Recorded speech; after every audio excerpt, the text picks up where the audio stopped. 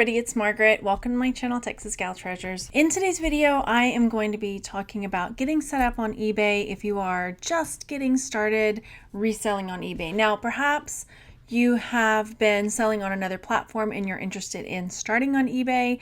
So in this video, I'm going to share with you how to set up your eBay account and just some general tips on getting started, and maybe some things I'll be stopping along the way and talking about some things that perhaps you hadn't thought about when you are getting started on eBay. I know we get really excited and we just want to jump right in and grab our item and list it, but there are some things to think about before you get that first item up to sell. Before we jump in, go down there and hit the subscribe button and the bell so you're notified when I put out new videos. If you're interested in learning more about selling online or different ways to make money, then this is definitely the channel for you. And if you're looking for more inspiration, then follow me over on Instagram and Facebook, where I share not only different things that sell throughout the week, but just fun memes and ways to motivate you and give you a smile throughout the day. I'll see you over there. The reason I wanted to make this video is because I've got some friends that are interested in selling on eBay, and I was going to be making videos and just hanging out with them.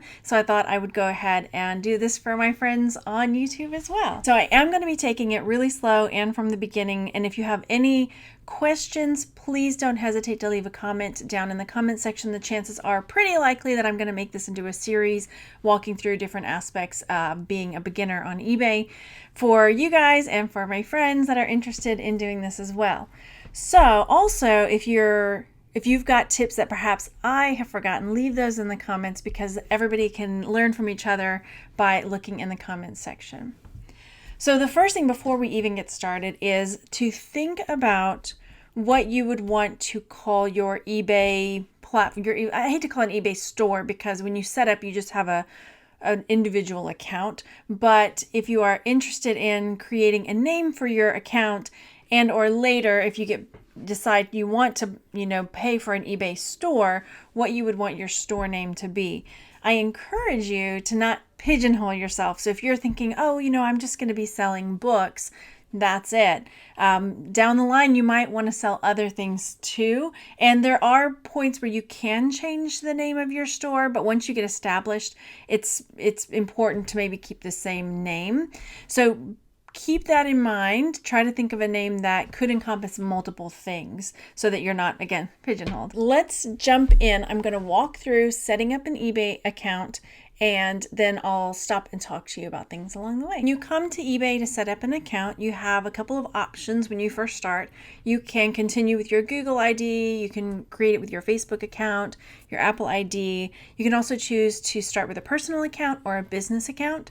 There are more options when you have a business account, more ways to add information, and it's just it dives a little deeper into your account, and I'll show you the difference in the way you make a listing on both of those. If you want to start with a personal account, you can always switch it over to a business account later. I don't really I just started with a business account because I knew I was going to be selling a lot. So once you have gotten your eBay account set up, and I'm looking this way, but my computer's this way. Once you got it set up, you can click here and you can see that they have assigned a name for my eBay. I'm going to call it an eBay store, but technically you can pay for an eBay store later. They've created a name for your eBay account, which you are able to go in and change. This is not the most important thing right off the bat, but it's something to consider. So I can come over here to account settings. As you can see, there's no picture there. I would suggest, putting a picture in or some logo if you want to create something with your store name. Over here it says personal information. We're going to attack some of these things before we even list anything, because it's really important, I think, as far as early, just getting started. So this username here, they put TexasGalH61. I can come over and edit this. And as you can see, you can change your username, but you can't change it again for 30 days. So I'm just going to leave it as is for now. This individual account, this is where you can come in and change it. You can create a business name if you've got a business that you want to upgrade your account to. And then down here, the contact info, this is some information that I think is really super important. One, if you are wanting to create if you're not wanting to get your personal email account all flooded with eBay stuff, you might consider creating a separate email account, and you can do that through Google or wherever, just to create a free email account. Phone number, same thing here. Like, this phone number that I use is not my personal phone number. I have a Google Voice account, which is also free to set up, that I use for my business. So you can go type in Google Voice, and you can set up a Google Voice number, and there's an app you can download on your phone. And that way this isn't public, I don't think anyway, nobody's ever called me on it, but whenever it's like, hey, we need you to verify your account, blah, blah, blah, then this is the number that I use. And it ends up coming in handy, and I use it for other stuff as well. And then this is another really important piece of the puzzle here as well. Especially if you're starting out, and when I first started, I did use my home address, but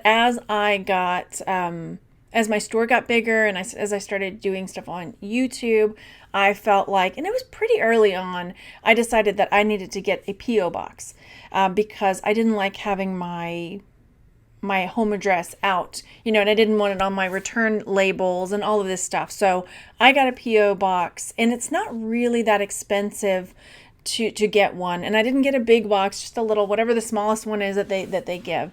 And you could get one at the post office, or there's like UPS, FedEx stores that they have post P.O. boxes as well that you can get if you want to have another address. It's just something to think about. And again, it's not something you need straight off the bat, but it's something you, again, might want to consider down the line. So let's dive into selling.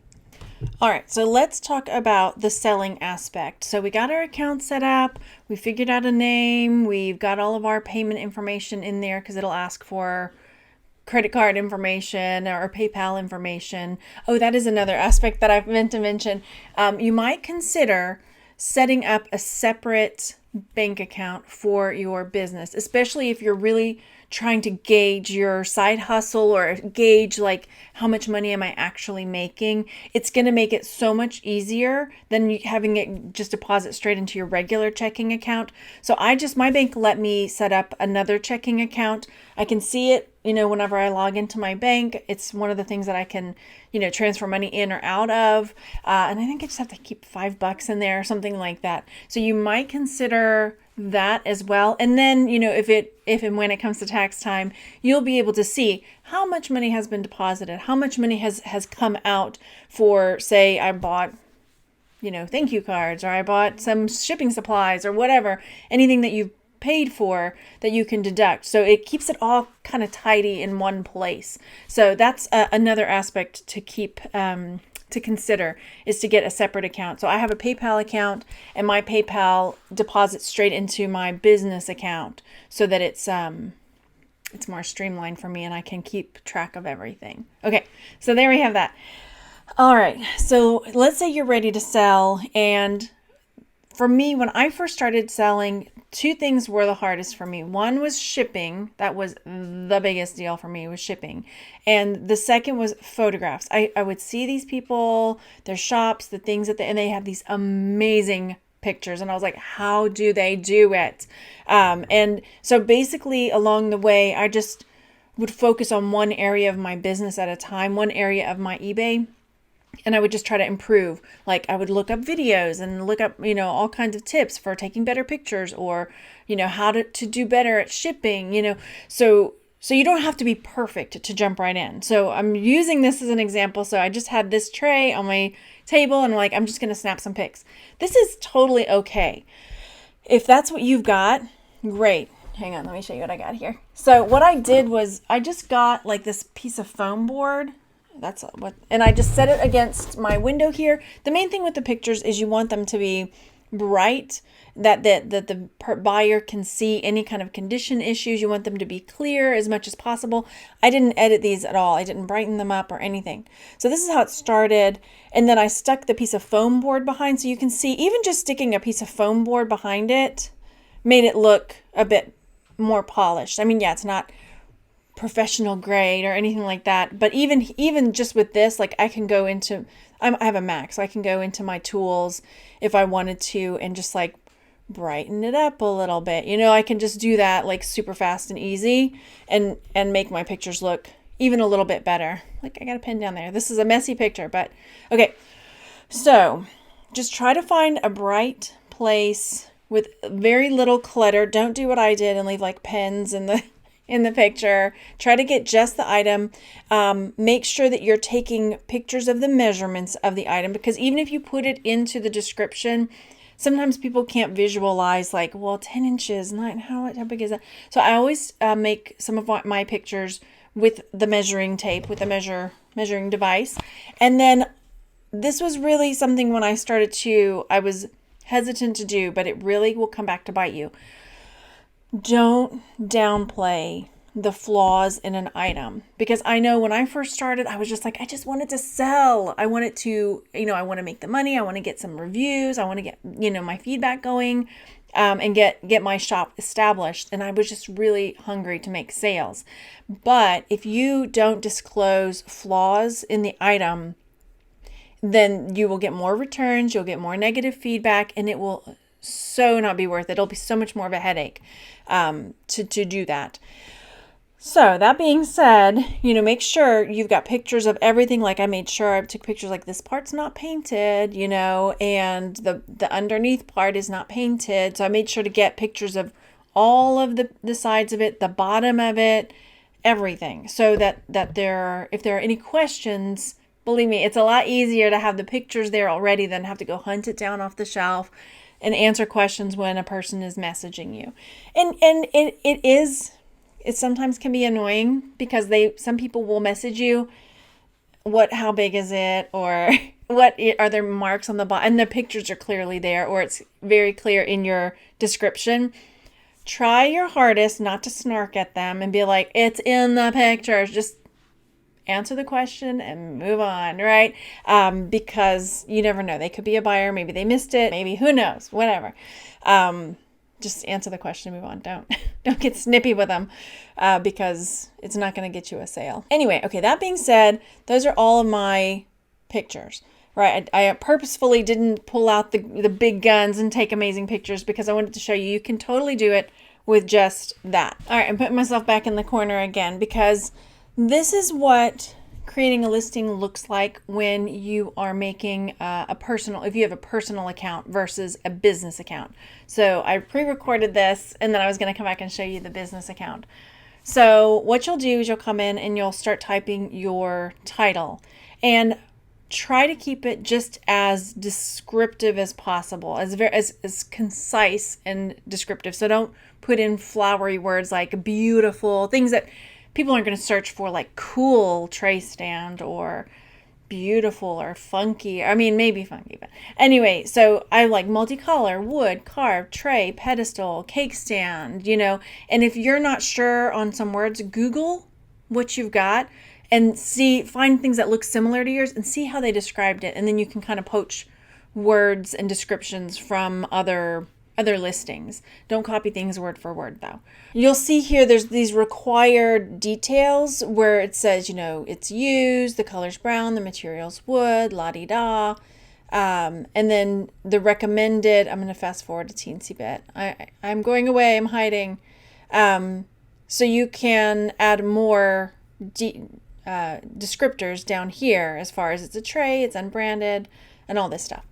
Okay, so then when I create my description, I keep it pretty concise here as well. When I first started selling, I'd make this whole this beautiful tray stand would look amazing on your pet, blah, blah, blah, blah, blah. I put way too much thought into it. No, just the facts, ma'am. So now I put the title that I created, then I put the condition, the measurements, and usually I put any marks, like if there's any maker's marks or anything written on it, that type of thing.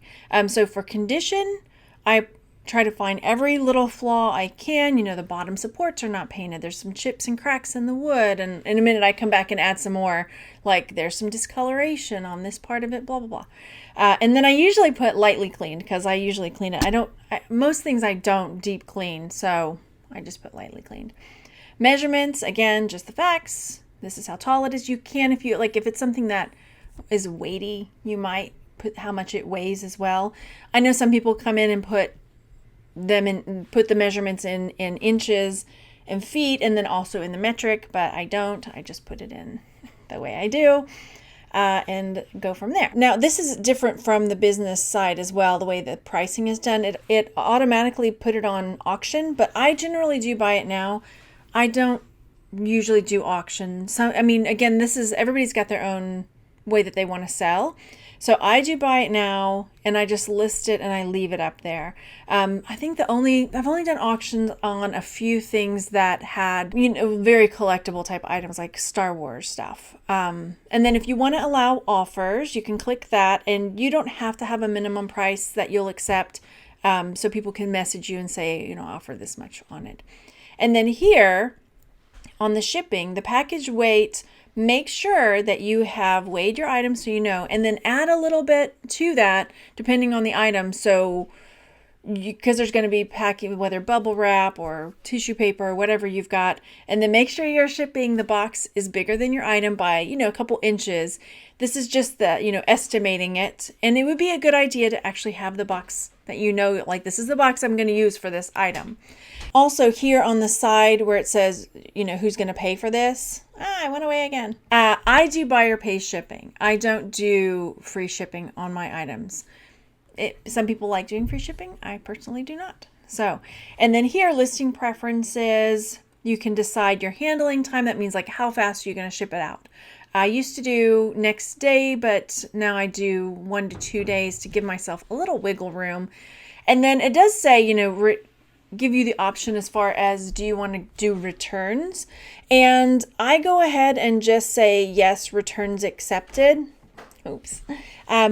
Because if the buyer gets it and they say that the item is not as described, then you pretty much have to do a return anyway. And it stinks and you don't want to do it. And especially when you're new, you're like, oh man, I just want to make a sale and not have to. This is another reason that having that separate account is good, because you won't be so tempted to spend the money. Because then if you get a return and you've got to refund the money, then you've got it in that business account that you've set up for yourself. What else was I going to say about that? Yeah, and it's going to happen. So don't, try not to stress too much when somebody opens a return. Generally I accept returns, but generally I don't refund the money until I get the item back. All right, so here you can see I've got my photos all loaded in, and I want to make sure that, my best photo is the one that I have for my first photo. I think you can upload 12 pictures. I try for the most part to utilize all of those. So once you've got your eBay listing all set up, then you can preview it, make it go live. I wanted to show you what it looked like on the business side. So if you ended up choosing, instead of a personal account to set up and you wanted to go the business route, this is what it looks like when you're setting up a listing. So I just went in and selected, switch over to business, and this is how it looks. So it just transferred everything over. And as you can see, it breaks it down a little more detail. So you can see specifically what category it's in. And if you've got a UPC, you can add that. More information to add on the condition of the item. I'm going to try to scroll carefully and slowly because I know it makes some people dizzy. And then down here, you can add more item specifics. There are some that are required. You'll see it has a little red star. And then you can add more in if you like. I don't always. Every now and then I'll come in, but it can become very time consuming to enter in all that stuff. So then I'll come down here, make sure that everything looks good.